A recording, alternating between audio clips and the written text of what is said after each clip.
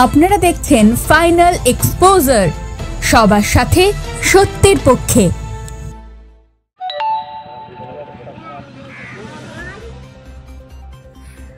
যখন এক শ্রেণীর রাজনীতিবিদদের দিকে অভিযোগের আঙুল ওঠে, তখন মানবিকতার পরিচয় রাখলেন গুসকরা পুরসভার চেয়ারম্যান কুশল মুখার্জি।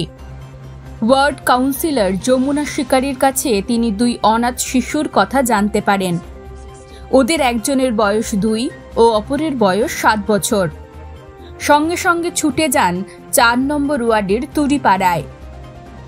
শিশু দুটিকে যে মহিলা দেখাশোনা করছেন তার সঙ্গে কথা বলেন এবং ব্যক্তি হিসাবে তাদের খাওয়ার সম্পূর্ণ দায়িত্ব নেন, এমনকি তাদের হাতে নতুন পোশাক তুলে দেন।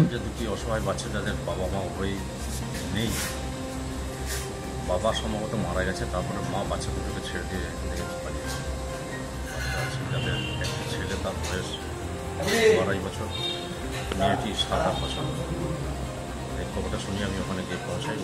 যাই হোক, রাত্রেবেলা অন্তত যেন মশারি নিচে ঘুমায়, এইটুকু ব্যবস্থা তোমাকে করে দিতে হবে। এই সব দায়িত্বগুলো আমি নিচ্ছি।